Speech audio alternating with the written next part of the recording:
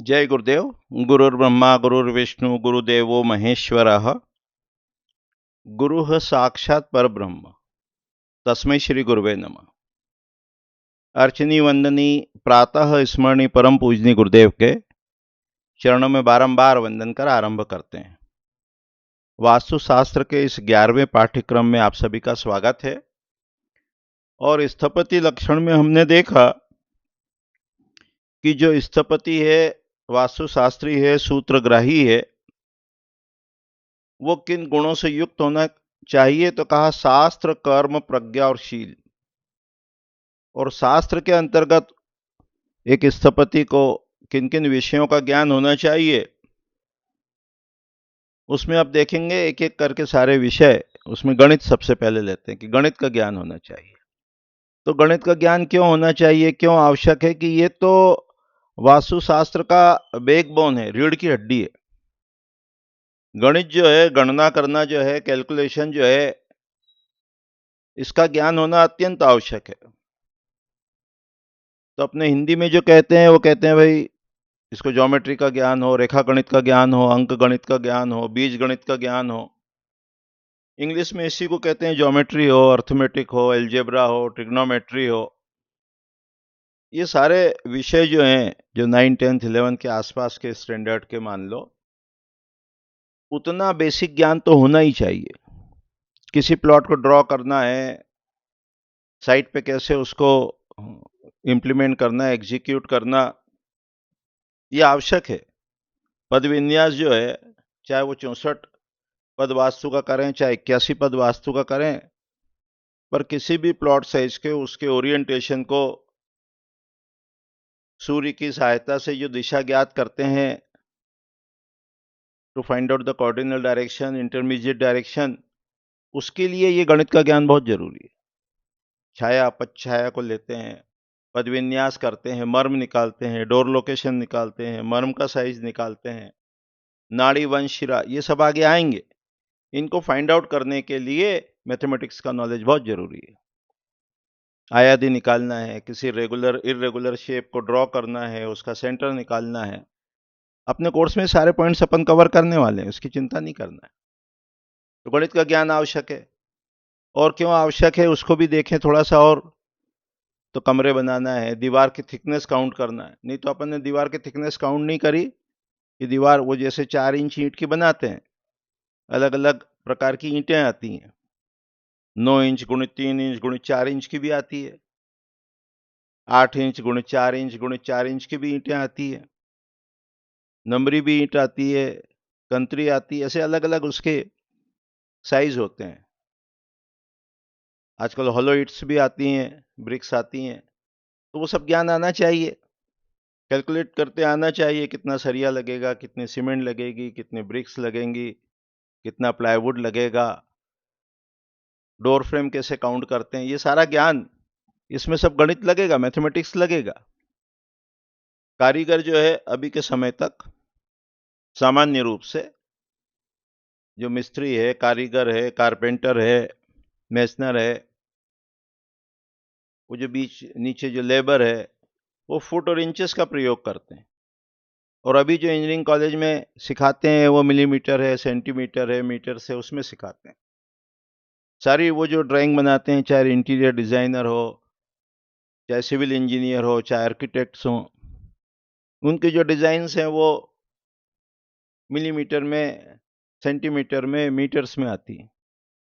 और जो साइट पे एग्जीक्यूट करने वाला पर्सन है, जो एग्जीक्यूट उसको करता है, जो कॉन्ट्रैक्टर है, कारीगर है, कारपेंटर है, लेबर है, जो दूसरी बॉटम लेवल पे एग्जीक्यूट करते हैं, वो अधिकतर फिट इंचेस समझते हैं, सूत समझते हैं। तो ज्ञान होना चाहिए इसका। जैसे जब वो लकड़ी की चौखट बनाते हैं ना, डोर फ्रेम जिसको कहते हैं, जैसे मान लो 7 feet by 3 feet by 7 feet की बनाना है। तो जब लकड़ी लेने जाते हैं सामान्य रूप से, तो वो घन फीट में उसका रेट होता है। तो ये घन फुट में कैसे कन्वर्ट करते हैं? क्योंकि अपने पास तो डायमेंशन जो है वो 7 फीट का और 4 बाय 2.5 की लकड़ी है, 4 इंच गुणित 2.5 इंच की, या 5 2.5 की है, या 6 2.5 की है, या 6 3 की लकड़ी है। तो कैसे उसको घनफुट में कन्वर्ट करना, कितने घनफुट लकड़ी लगेगी, इसका ज्ञान होना चाहिए। ये जो खिड़की में शीशे लगाते हैं, ग्लास लगाते हैं, सामान्य रूप से इसको सूत में काउंट करते हैं, 3 mm होता है अप्रोक्सीमेटली, तो वो आना चाहिए। प्लॉट को और कमरों को फीट इंचेस में काउंट करते हैं, तो ये ज्ञान होना चाहिए। और इसको अपन देखेंगे समझेंगे, जब आप जानेंगे तो कैसे सेविंग भी करते हैं वो भी पता लगेगा। जैसे 7 फीट की लकड़ी आपने ली है ना, तो 7 फीट का पैसा लगा, वो ठीक है। लेकिन जैसे ही आपने उसको 7 फीट 1 इंच की लकड़ी ले ली, तो 7.5 फीट का जो चार्ज है वो लग जाता है। वो काउंट 6 इंचेस में करते हैं।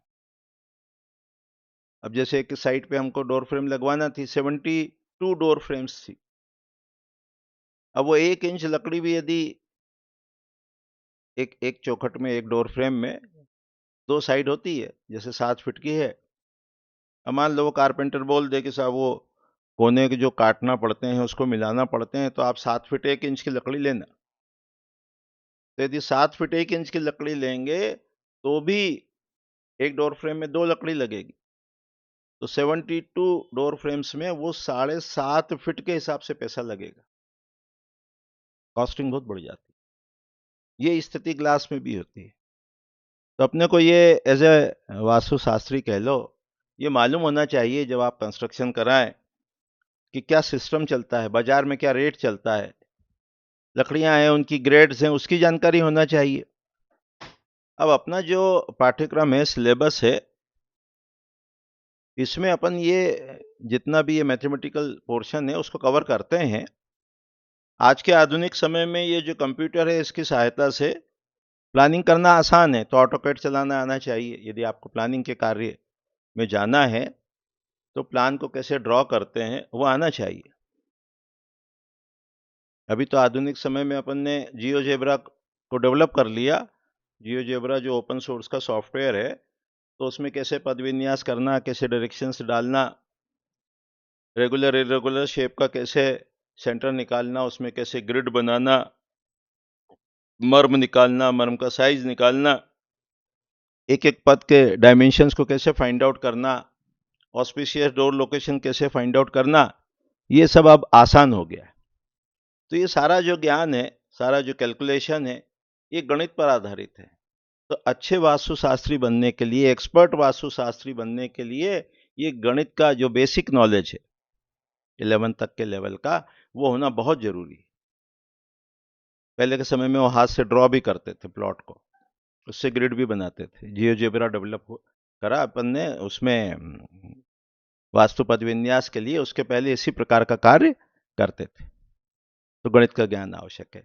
आगामी पाठ में, आगामी लेसन में अपन एस्ट्रोलॉजी कह लो या ज्योतिष कह लो, उसका ज्ञान क्यों आवश्यक है, इसको देखने का, समझने का प्रयास करेंगे। अभी इतना ही कह के वाणी को विराम देते हैं। जय गुरुदेव, जय गुरुदेव।